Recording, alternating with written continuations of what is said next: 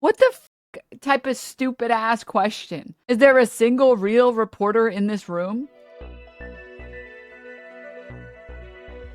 All right, let's go. Lock in. Well, thank you very much. And I'm told this is a rather historic meeting because these countries have been bordering each other for many, many years, and it doesn't happen much, although they like each other. I found that out today, and I've sort of heard about that. They actually like each other, Lebanon and Israel.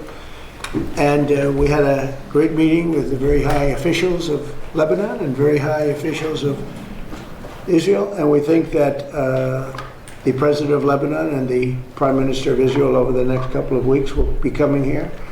They've agreed to an additional 3 weeks of, no firing, ceasefire, no more firing. Let's see. We hope that happens. No more firing. Meanwhile, how many ships have gotten hit? No more firing. That's it. We've gotten a ceasefire where we no more fire. We no more firing. Except Israel. Israel can fire. Israel can fire. You cease, we will fire. It happened between that, but they do have Hezbollah to think about.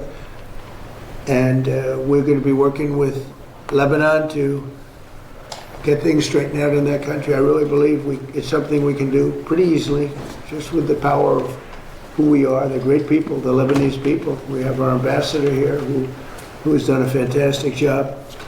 Ambassador to Lebanon from the United States, and we had a great conversation. And I think for just a brief second, I thought he was going to say, "Just through the power of friendship."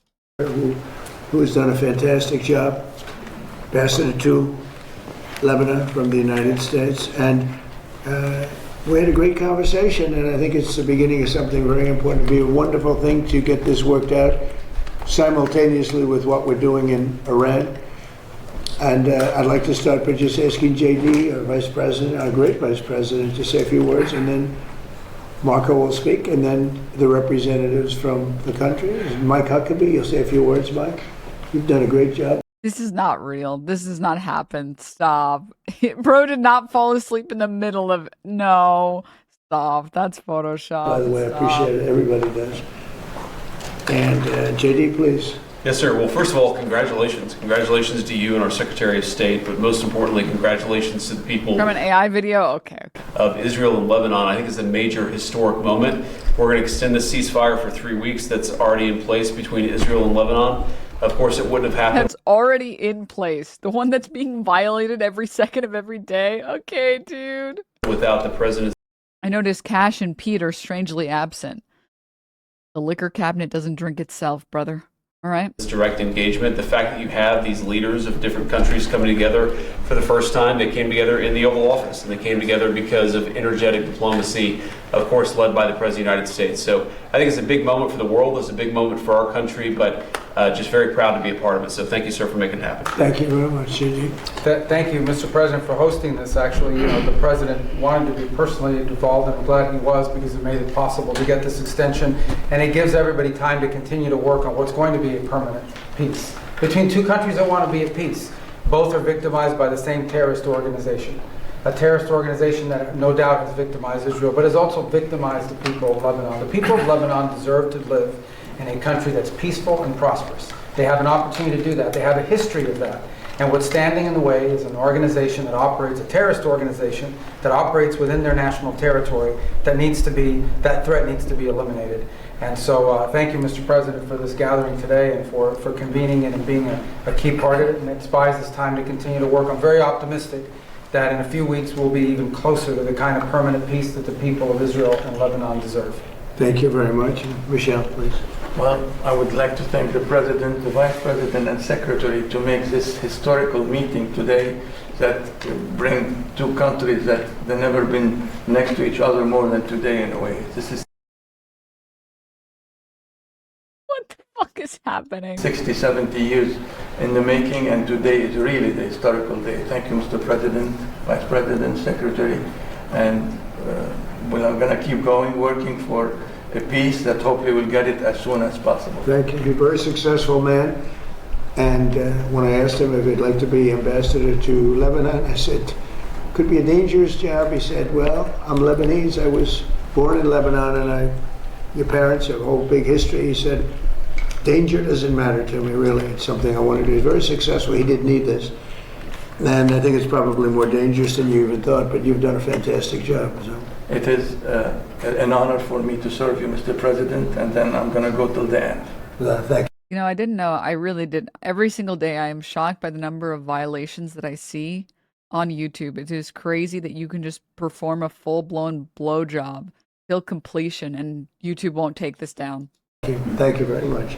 And likewise, Mike Huckabee. We all know Mike, and he didn't need it either, did he? But he's doing a fantastic job. Mike, go ahead, please. I just want to say, Mr. President, what an amazing opportunity to be here at a moment of history. The people of Lebanon, the people of Israel are neighbors. Nancy Reagan is rolling in her grave. And they want to get along. They can get along. But it's like neighbors who have a rough little kid living in the neighborhood who keeps throwing rocks at everybody's window. And if the kid will quit throwing rocks, the neighbors can get along. If the kids would stop throwing rocks, we would stop bombing the shit and double tapping and triple tapping and quad tapping their entire family and their houses and their schools. But, you know, so we build a couple settlements. We take a couple houses, and they think they can, these kids think they can throw rocks at tanks? What the fuck? No, you can't do that. Now we have to kill your whole family. Congrats. And start actually working together. The president has initiated something that is truly bringing the neighborhood back to a neighborhood and recognizing that the problem is not Lebanon, that the problem is not Israel. The problem is Hezbollah, the bad little kid throwing rocks. That's what the president is getting launched today, to get that little kid out of the neighborhood. And what, to Epstein Island? Thank you. Mr. Ambassador, please. Well, thank you, Mr. President, for your hospitality, for bringing Israel and Lebanon together here in the Oval Office. Israel wants peace with Lebanon, and Israel wants security for its citizens. We're united with the Lebanese government in wanting to rid the country of this malign influence called Hezbollah. And now that, Mr. President, under your leadership, Iran has been so degraded, the possibility of degrading Hezbollah and liberating Lebanon from their occupation is Why real. does he say it like that? Hezbollah. Allah. So we hope that together under your leadership, we can formalize peace between Israel and Lebanon in the very near future. And we are just very thankful for the opportunity. Well, thank you, and I look forward to having the next meeting with your great Prime Minister. He is. He's a wartime Prime Minister with Bibi, and with the President of Lebanon. It would be fantastic. I think lots going to happen. Madam Ambassador. Thank you so much.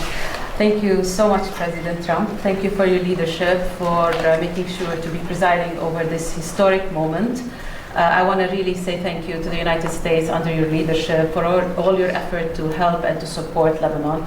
And I think with your help, with your support, we can make Lebanon great again. Thank you so much. Sure, thank you. I like that phrase. Sounds nice, no? It's a good phrase. MLGA.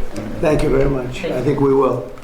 Any questions? Yeah, please. President Trump, Anthony Mershak from MTV Lebanon. Yes. First, thank you for having us in the White House Thank for you the very year much. and a half. Appreciate it. It's an honor. This is historical for our audience as It well. is. We would like to ask you three questions. First question, the peace between Lebanon and Israel. Do you think it will happen this year?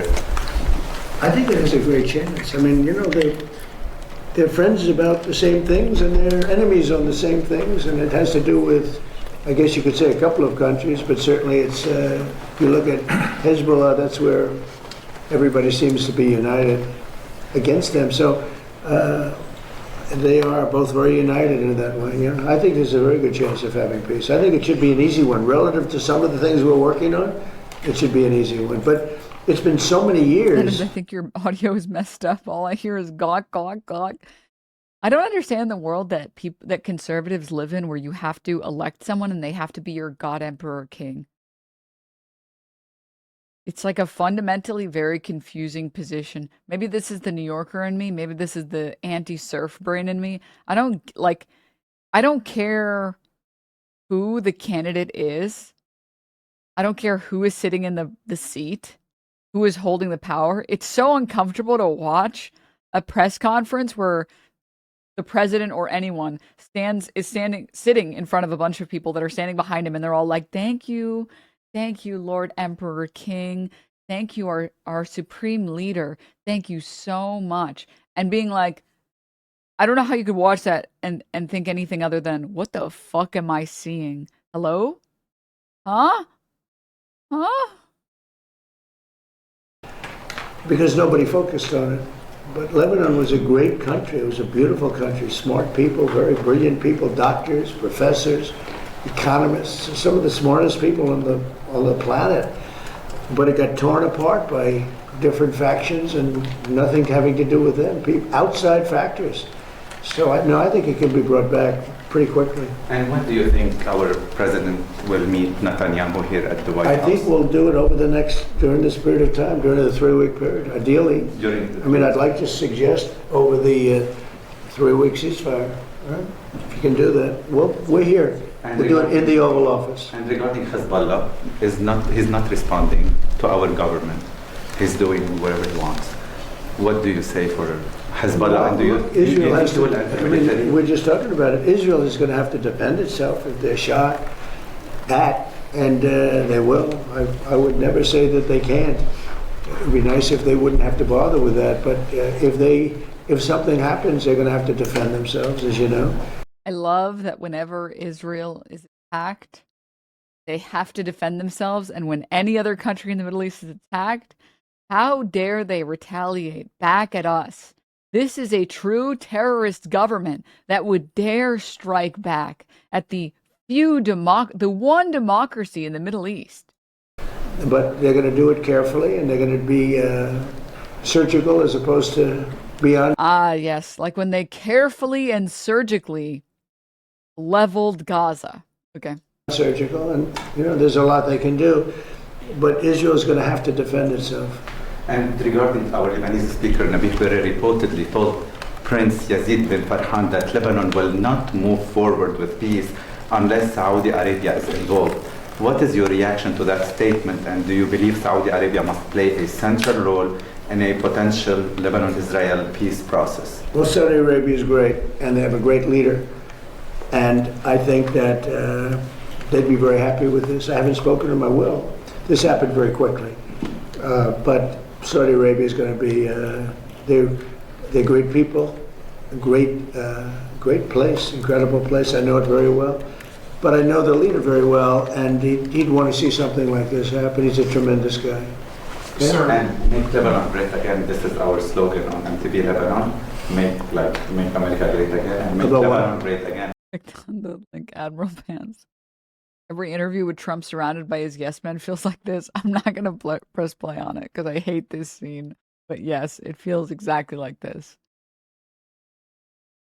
It's our slogan on MTV Lebanon that all the Lebanese and our audience are putting hope on you, Mr. President. Make Lebanon great. Make Lebanon great again. It's a good slogan. It works for here. I think it's maybe the greatest political slogan in the history of the world, make America great again. But, we're great now, so I will never say that we won't use that slogan, MAGA. But we have another one, America is back. Where's that at? Does anybody have it? No, yeah, that's the old one. And then that sounds like that's a terrible slogan. The new one. Maybe like America's big back. And we're never changing MAGA. I don't have the courage to change MAGA. Make America great again. But, we're great now. We're the hottest country anywhere in the world. We're the most powerful country in the world by far. And we suffered years of abuse by people that were grossly incompetent, like Biden, like Obama. Obama was incompetent. He was a great divider. And we're a great country again. We're respected all over the world. That's why this happened so fast. I mean, it can happen fast. Thank you. Sir, the funding that Hezbollah gets from Iran, is Iran going to have to cut that off to do a deal with you? Yeah, they'll have to cut that. That's a must for you. Yeah, sure. That's a must, yeah. Mr. President, apparently there was a special forces soldier who was involved in the capture of Venezuelan President Maduro, who was arrested by federal authorities today on suspicion of insider trading and betting on Polymarket. Are you concerned that federal employees are betting on these prediction markets and potentially getting rich? Well, I don't know about it, but was he betting that they would get him or they wouldn't get him? It sounds like he was betting on his removal from office, that Maduro would be removed. It sounds like he was involved in the operation. That's like Pete Rose betting on his own team. It's a little like Pete Rose. Pete Rose, they kept him out of the Hall of Fame because he bet on his own team. Now, if he bet against his team, that would be no good, but he bet on his own team. I'll look into it, yeah. They're also betting so they're... Oh, okay, we'll look into it. We'll look into insider trading, you say. Don't worry. I'll investigate and then find that we committed no wrongdoing. Okay, dude. Being placed as well on the Iran conflict too, and there have been some trackings where people suspect that there's insider trading happening on these prediction markets around the war. Are you concerned about that? The whole world, unfortunately, has become somewhat of a casino. And you look at what's going on all over the world, in Europe and every place they're doing these betting things. I was never much in favor of it. I don't like it conceptually, but it is what it is. No, I think that I'm not happy with any of that stuff, but they have all these different sites. They have predictive markets. It's a crazy world. It's a much different world than it was. Please. We talked about the Fed's renovation. Didn't you bankrupt a bunch of casinos? It's a much different world, talking about the fact that you can bet on literally anything, and we're refusing to put in literally any regulations. Any regulations. Successful bankruptcies, Denims. The most successful bankruptcies. Oh, right. Sorry. You're so right. You're so right. When you bankrupt a casino, as long as you do it successfully, you win. It is banned in most European countries, by the way. France's regulator, ANG, declared it illegal gambling, blocked access. Belgium officially banned. Portugal, national ISP ban, blocking. I mean, again, it's like, it's insane. It's insane that we would encourage gambling. That's it. The only way to get rich in this country anymore is just to fucking gamble. But then again, he literally crypto rug pulled his own audience. So like, and I'm going to say something bold and brave. Okay. By far, one of the best things that they got, I think it was in, I don't remember if it was in the EU or if it was just in some European countries, loot boxes that have to tell you what the percentage is of getting a certain item. Because I'm not against the idea of loot boxes. I get it. It's kind of fun. But I'm sorry, the fact that it was ever the case and that it still is the case that you can buy a loot box and not know what the percentage is of getting the rarest item is so bullshit. It's like actually so bullshit. Now every game includes the odds out of caution, as it should be. The game should tell you, by the way, the percent chance of getting the legendary drop is like 0.00001. You would need to get probably at least like 1,000 of these to get the item you wanted. Even scratch-off tickets tell you the odds to earn a cash prize, as it should be. As it should be. Makes me laugh when he says America's the most respected country in the world.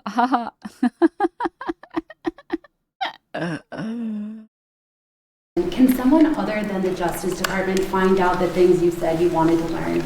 Well, good. I mean, look, it's pretty easy. When you look with Jerome Too Late Pell, I have a real problem because he should have been lowering interest rates a long time ago.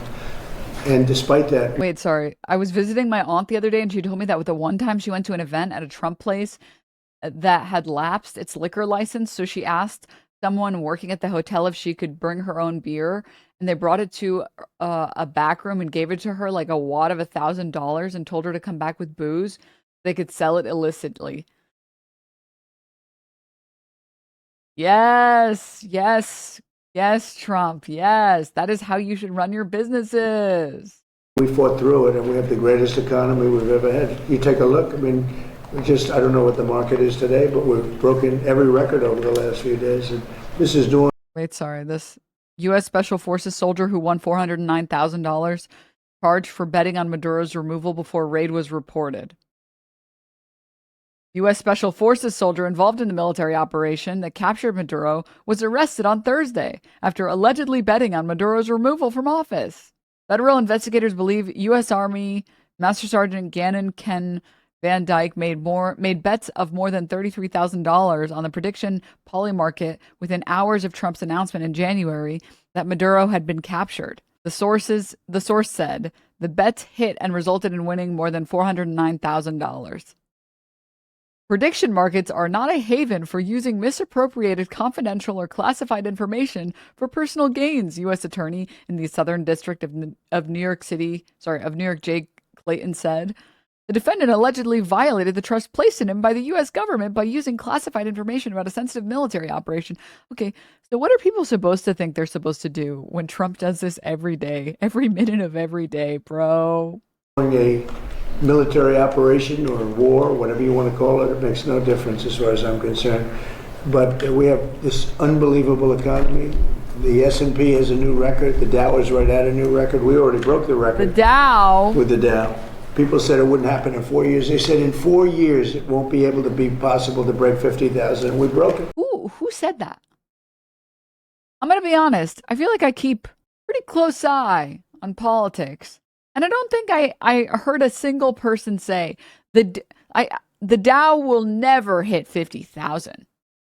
The Dow will never hit 50,000. Cereal spitting meme. I can't believe the Dow hit 50,000. Who did that? With the Dow. And I'm actually a little bit surprised that we're breaking it constantly, even now, during this conflict. Because when we broke it, I called a lot of the people here. I called JD, I called Marco, I called Howard, I called Scott. I said, I hate to tell you fellas, but we have to do a little bit of a detour. We have to go to Iran and make sure they don't have a nuclear weapon. We had just broken every financial record. And the amazing thing is we continue to break them even during the war. Now, fuel went up, but I thought it would have gone up much more. And a lot of ships are coming to the United States, and they're...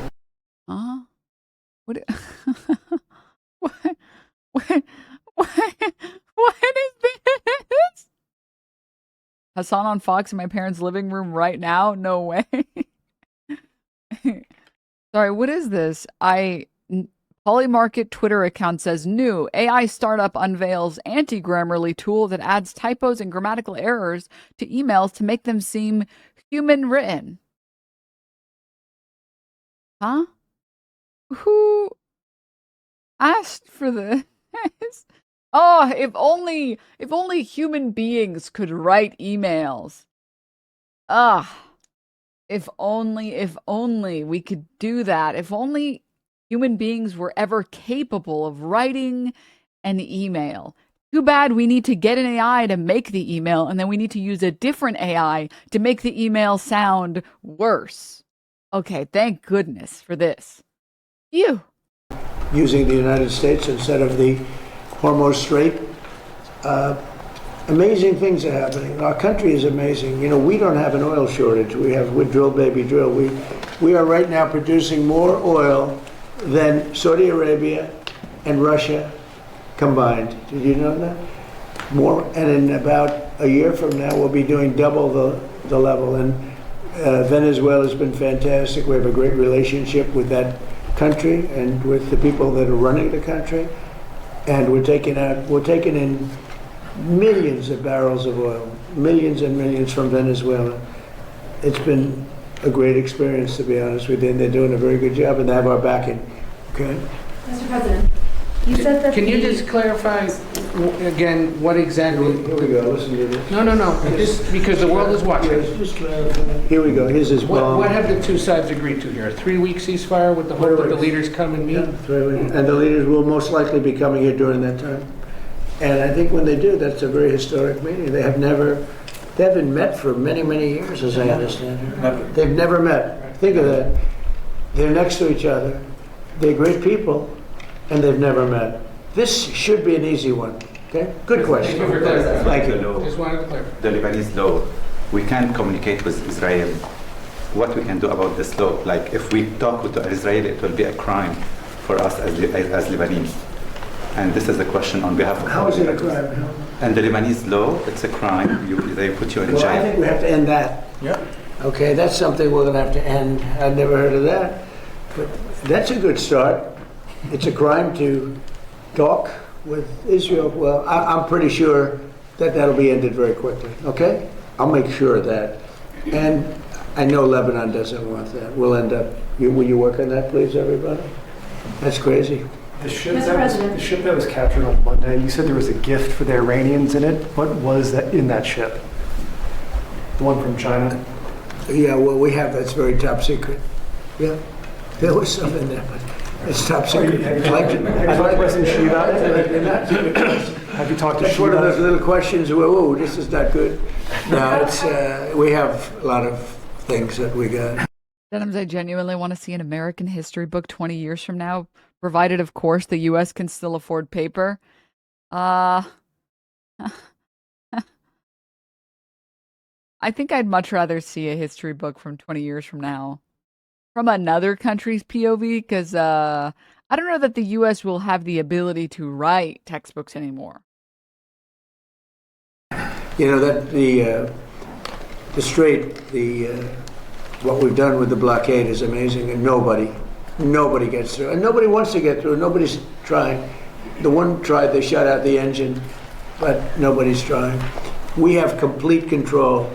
Now they can drop their mines in there and do all those stupid things. It's just going to take longer for them to make money because the mines are going to affect them much more than they're going to affect us. But and we don't know that they're doing that, but they could be that if they're doing it, it's a very foolish thing to do. Just like for Iran to shoot at Saudi Arabia, UAE, and Qatar, and Kuwait, Bahrain, all the different places they shot. Nobody expected that. They thought they'd shoot at Israel in all fairness, but you didn't expect they'd be shooting at numerous other countries. I think it was a big mistake.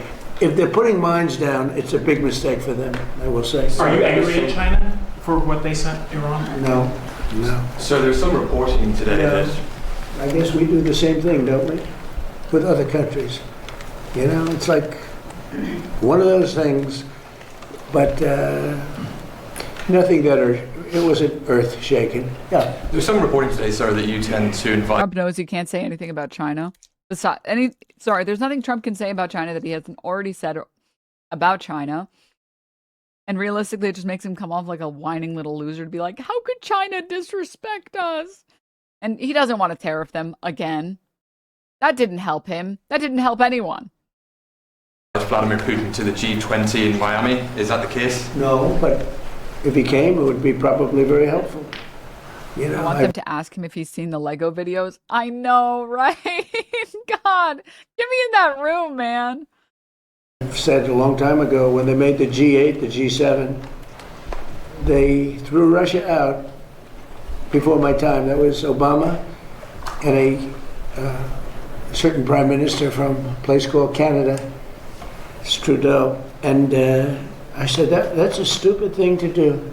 And I was right. You know, I go to these meetings of the G7, and about 90% of the meeting was talking about Russia and what's going on with Russia. And I said, why'd you throw them out? You know, if they didn't throw them out, they would have been much better off, in my opinion. You know, it should have been the G8.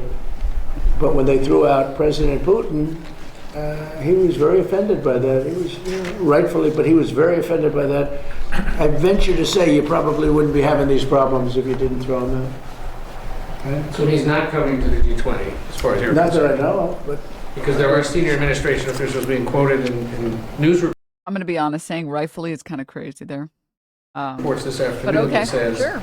the Russians are being invited to at least ministerial meetings. You're saying being invited as opposed to coming. I don't know of the invitation, but if he were invited, I don't know. Would you like to Hey, come? I'm of the opinion that you talk to everybody. I'm not one of these guys saying, oh, let's not talk to him. You know, there's a war going on, let's not talk to him. I like talking to everybody. If you're a smart person, if you have control over your emotions and all the other things you need control of, I'm somebody that believes in talking. I don't know of that. I don't know that he's coming. I doubt he'd come, to be honest with you. I sort of doubt he'd come. But we're working on trying to get that one solved. That would be number 9. I've ended 8 wars, and that one is, but they continue to fight. The hatred between him and President Zelensky is extraordinary, I can tell you. Can I ask you a FIFA question, sir? What do you think of this idea of replacing Iran with Italy in the World Cup? I don't think about it too much. That's an interesting question. Let me give it, you know what? Let me give it that a little. You know, I personally didn't know that the president of the United States could single-handedly decide whether or not Iran could be replaced by Italy in the World Cup. I didn't know about that. My bad. I didn't know that the U.S. president has the final say on that one. What the fuck type of stupid-ass question? Is there a single real reporter in this room? That's is that what they're doing? They're thinking about replacing him? Apparently it's a proposal. Let Marco make his poly. Marco, can you make a statement on that, please? What do you think of? Yeah, there's nothing from the U.S. has told them they can't come. I mean, the problem with Iran, it would be not their athletes. It would be some of the other people that we want to bring with them, some of whom have ties to the IRGC. We may not be able to let them in, but not the athletes themselves. But I don't know where that's coming from, other than speculation that Iran may decide not to come, and then Italy would fill their spot. But if they decide not to come on their own, it's because they decided not to come. What they can't bring is a bunch of IRGC terrorists into our country and pretend that they're, journalists and athletic trainers. Sir, is the government going to We would not want to affect the athletes. Is the government going to buy a stake in Spirit Airlines? So Spirit is an airline that's had some trouble. They were going to merge with People Express, or one of them, a number of years ago, and Barack Hussein Obama decided it was a bad idea. How did that work out? It's bad for both of them. That would have been a natural merger. Not United and American, but Spirit and the other. We're looking at helping them. We have 18,000 people that live in this country that are great people and great employees, and we're thinking about doing it, helping them out, meaning bailing them out or buying it. I think we just buy it. We'd be getting it virtually debt-free. They have some good aircraft, they have good assets, and when the price of oil goes down, we'll sell it for a profit. I'd love to be able to save those jobs. I'd love to be able to save an airline. I like having a lot of airlines, so it's competitive. So we are looking at Spirit. It's in a bankruptcy. It's in bankruptcy court, and we're looking if we could get it for the right price. Yeah, Spirit and like every other fucking airline, bro. I do it to save the jobs, and we have somebody that wants to run it, do a good job, smart person. And if they run it properly, and if prices come down, all of a sudden it's a valuable asset. Okay, so when New York wants to have grocery stores owned by the state and run like businesses, like USPS, that's a massive misplay. But when the U.S. decides to personally get involved in the financial dealings of corporations, that's okay? All right, man. The guy who is famous for bankrupting all of his companies. Okay. Yeah. And they have some very good slots too, which are pretty valuable. You will visit Lebanon and visit Ambassador Isa to the embassy because we're building a huge U.S. embassy in Lebanon. Are you going to plan to launch it for opening or attending for the opening? You want to answer that? Well, we're working on it. It's not done yet, but once it's done, I will ask the president to come and cut the ribbon. We'd love to have you. I have no objection to that. Go ahead. In the UK today, they've just announced a total of $1.3 billion in returns from digital service tax, which you in the past have called an unfair tax on American companies. You know it very well. You previously called for investigations, but so far as we can tell, there has been none. Would you call for that? So what tax is this? A digital service tax is the kind of nicknamed it the tech tax or big tech tax that kind of. They're going to put a tax on basically American companies. It's already there, sir. Did you say the UK? Yes, sir. They made $1.3 billion last year. So is that something you would kind of investigate, call for it to be scrapped, have a look at? We don't like it when they target American companies, because basically you're talking about our great American companies, and whether we like those companies. But when we tariff countries for no reason, that's okay. Dude, what the fuck? Sorry. Seize the means of transportation, Comrade Trump. Companies that don't like them, they're American companies. They're the top companies in the world. And we are looking at it. We've been looking at it. UK did it. A couple of other people did it. They think they're going to make an easy buck. That's why they've all taken advantage of our country. They don't take advantage of it. No, we've been looking at it, and We can meet that very easily by just putting a big tariff on the UK, so they better be careful. If they don't drop the tax, we'll... No, that's true. If you look at the history books, famously, it's every other country that's taking advantage of the United States and not the United States taking advantage of every other country. That's actually just true.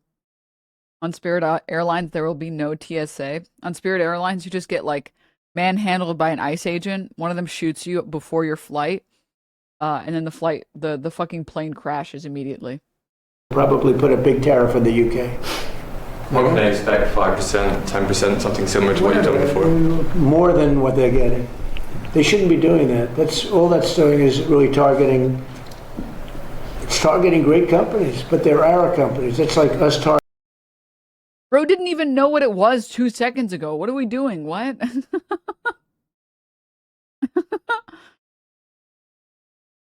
Soon to be American Spirit Airlines probably go back to allowing smoking on planes. They should like rebrand. They should get like a new little slogan. Spirit, what you'll be after you try to ride one of our planes. Targeting their companies, which we could do very easily.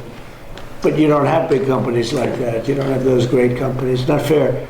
I have an obligation to protect our companies. That's how they became great. And they become great during my administration. My first 4 years, we had the best economy in history in my first 4 years. And this will blow it away. Look at it. During a war, we have the highest stock market. During a war, it's not a big war for us, but it's a war. And during a war, we have the highest stock market. I have to protect this country. So if they want to do the service tax, France did it also, and some others. And literally I have a meeting after this having to do with that exact question. And what we'll do is we'll reciprocate by putting something on that's equal or greater than what they're doing. And they won't be happy about that. No, that's enough. You've asked so much. Mr. President, I emailed the Virginia Department of Elections earlier today and asked them if they had seen any evidence of election tampering or fraudulent mail ballots being cast in the Tuesday election, or if there was any evidence of non-citizens voting in that election. Why did you say that that election was rigged? Well, you have mail-in ballots, and they found a lot of them at the end of the day. They said that they... Didn't Trump literally say he used a mail-in ballot? They've received no credible information related to those Well, I know you'd say that no matter what. You know, you've been saying that for years, and now they're finding out that the 2020 election was totally rigged. And when you look at what just, excuse me, how do you defend what just happened where your Southern law, whatever it is, has given money to KKK, they're supposed to protect people, and they're paying all these people, crooked as can be, millions of dollars going all to all these people that they're supposed to be protecting from, but they're actually supporting them because they want to have companies that they can protect and because they want to rig elections. That was all a rigged election. All of the things with Charlottesville, all of the stuff that they did, and you won't bring that up, but you'll bring up some nonsense. Let me tell you, the election we were winning all day long. It's a totally horrible situation. Hopefully the courts will overturn it, what they did in Virginia. You have a grossly incompetent governor. You had a very grossly incompetent. Meanwhile, governor did one of the best, most base things ever. I'm sorry. I think the government should make your life better in small ways that you notice. Not to be a woke socialist commie, but I think that's what the government should do. I don't think companies that make money because they make their subscription service unbelievably difficult to cancel should be in business. I don't think so. I shouldn't have to fucking put in 5 service requests, show up to a fucking hearing, fax you a letter requesting the termination of my subscription, show up for 4 different meetings just so I can cancel a $10 subscription. A $10 subscription. Can I be honest with all of you for one moment? What do you mean companies still request faxes? Private companies that existed and exist long after faxes were used. Like, if you are a company that was made in 2010, why the fuck are you demanding a fax? What do you mean I have to Google how to send fax in 2026? Why? If I can start a subscription with one click, I should end the subscription with one fucking click. I actually want it to be more difficult. It should be life binding, and the subscription should pass to the next of kin. You should have to sign the contract in blood. Yeah, I'm gonna be honest with you guys. I kind of understand state and city, like local governments still having outdated technology. That makes sense to me. Because if you've ever worked or spoken to someone who has worked or has done municipal work, everything is outdated. Everything is outdated. If you go local enough, they've got they still have a Xerox or whatever the fuck old people be talking about.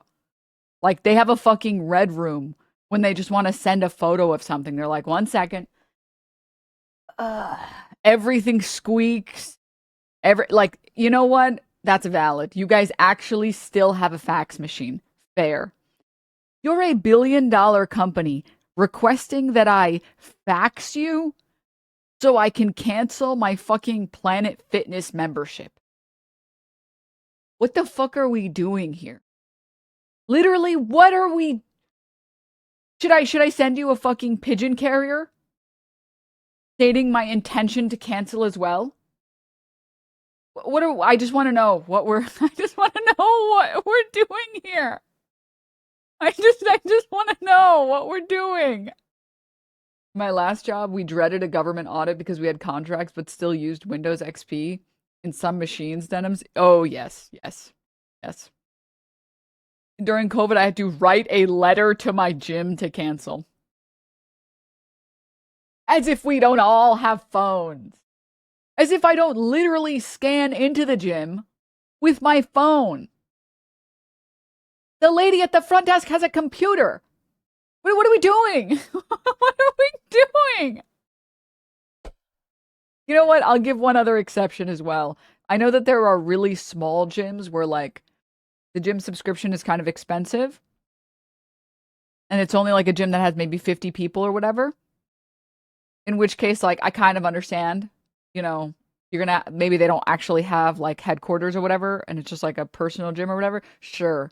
But it should not be difficult when you have multiple locations across the US, man. It should operate like a Resident Evil building. You have to get 3 medallions and some chess piece to unsubscribe. Yeah.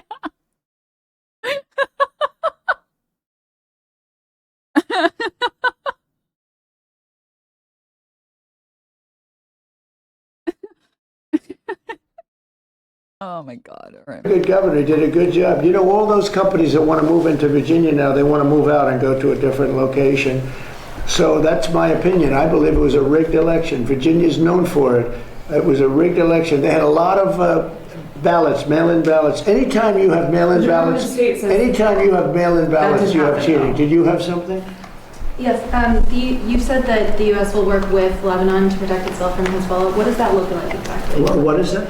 You said that the U.S. will work with Lebanon to protect itself from... Well, we're just going to work with them. I mean, we have a good relationship with Lebanon. It's amazing that... But is it... it's the amazing thing is they actually have sort of a good relationship with Israel, and they don't deal with each other, but now they're going to deal with each other. We're putting them together. What's the material support that you intend to provide? We're just going to help them. We're going to help them. They're great people. It can be a really good country again, maybe a great country again. And I think you have all the ingredients, so we're going to work together. And I think Israel's going to be terrific. But they do have a common problem. It's Hezbollah. Okay, a couple of more. Some House Republicans are saying that they don't want to vote for a bill that just has the Homeland Security funding. Would you support them expanding that to include other tax and defense measures? Well, I'd love to see one thing. You know what that is? Save America.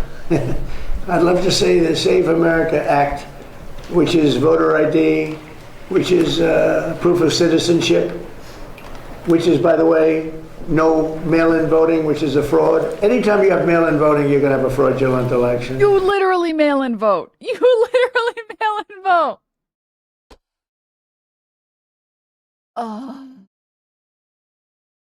I'm not mad. I'm not mad. But I'd leave it for military, mail-in voting for military. I have to say, the best sign of any intelligence is whether or not someone thinks that if someone tells you, well, we need IDs for voting, That is the guaranteed way to know that someone's a fucking moron. Because guess what you use when you register to vote? Your ID! You already use it when you registered. Having it on your person when you go to the poll doesn't do anything magical. They still have to cross your name off the list. Like, use your fucking brain. Oh my God. Like, I would love to know what these people think happens when you go to vote in person. You go to vote in person and they're like, why is this lady asking me all these questions? What's my name? What's my address and my phone number? Leave me alone, lady. I don't even know you. Let me go vote already. God. All right, let me see here. Worst option, worst option, worst option, worst option, worst option, worst option, worst option. Worst option, worst option, worst option, worst. All right, we're good to go. I can't believe they didn't ask for my ID. It's like,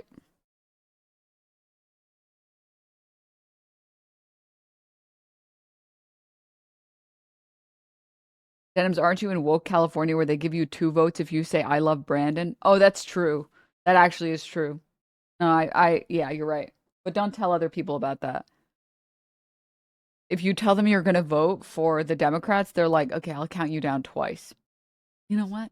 For you, 3 times. They say like, go to the other station. I'll uncross your name off the list. For people that are sick, for people that are traveling, like business. And here's the thing, man. UK has voter ID laws, but the photo ID is free. Here's the thing.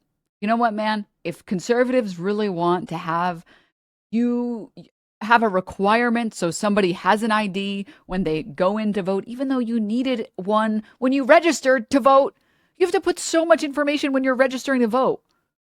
Like, what the anyways, let's just say that they really want that world. Tell you guys what, all right? How about you make IDs free? For starters, how about we make, normal IDs, not $35, and then we make, real IDs, not $85. Why don't we make them free? And then make the wait at the DMV not be 500 years when I have an appointment. I don't know the last time you guys went to a DMV. It's been a while for me, thank God. The last time I went to the DMV, I was like waiting in line, sat next to this other person. Well, standing. There were no more seats, as you might imagine. And this poor guy was there. He said he was there for 3 hours. I had been there for 1 hour and they were about to see me because I had an appointment. I was like, did you get an appointment? He's like, no. I was like, you need to make an appointment. You're still going to wait. I still wait minimum 1 hour. You got to make an appointment unless you want to be there all day. But it shouldn't be that way. It shouldn't be that way. ID is free, driver's license isn't. Wrong. You're just wrong. IDs still cost money. What are you talking about? Maybe you have a particular city policy that makes them free. That's not in any city I've ever lived in. You have to pay for your ID. Oh, maybe in the UK they're saying that? I don't know. Maybe they're saying in the UK or something. I'm talking about in the States. In the United States, you have to pay. You have to pay for, trust me, I'm telling you guys as a New Yorker, where half the New Yorkers that live in New York don't have a driver's license. Most people have normal non-driver's license IDs. You still got to pay for that shit. Anyways, yeah, I'll tell you guys what, guys. Conservatives, you demand we have IDs, make DMV wait times less than an hour, give people paid time off at their jobs so they can go to the DMV to get their ID, and make the IDs free. And then sure.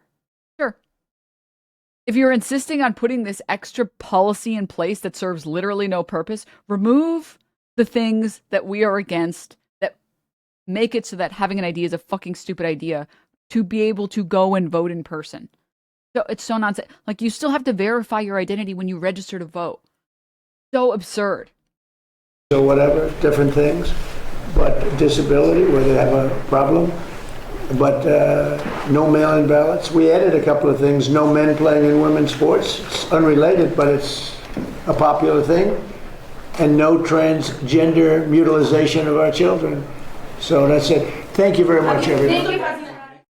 Oh, okay. Glad we ended on that. How about we make voting day a national holiday? Well, I mean, I'm just talking about getting the ID. The purpose of having voter ID laws is requiring an ID when you go to vote. The problem is that it just serves to make poor people's lives more difficult and to ensure poor people don't go out to vote. Do Americans not all need to get a state ID issued ID when you turn 14? No. Mutilization is definitely a word. I love when they mutilization. I love when they do that. Yes. They mutilization to me. They did. Sometimes you have to work on your Trump voice until you get this perfection. Joe Brandon was unfreezing Iranian assets. That was money exchanging hands. When Trump is doing it, that's a different thing. That's a totally separate thing. You guys don't understand. No money is, no green pallets of cash. Just $20 billion. Much larger number, much bigger number than the Joe Brandon $6 billion. Much bigger than the Barack Hussein. He's adding something else in there that's making it not Trump, bro. What do you mean? Obama's 1.7. After all, it's inflation. That's why it's understand. No money is, no green pallets of cash. Just $20 billion. He's making it British. Wait, what the fuck? Why is there some British in there? $20 billion. Or maybe some Irish in there or something. I don't know. That's not true. Bitch, step aside. Okay. Where's Austin show when you need him? Okay. His PBD accent last night was so funny. Okay, PBD, I kind of believe that accent would go crazy.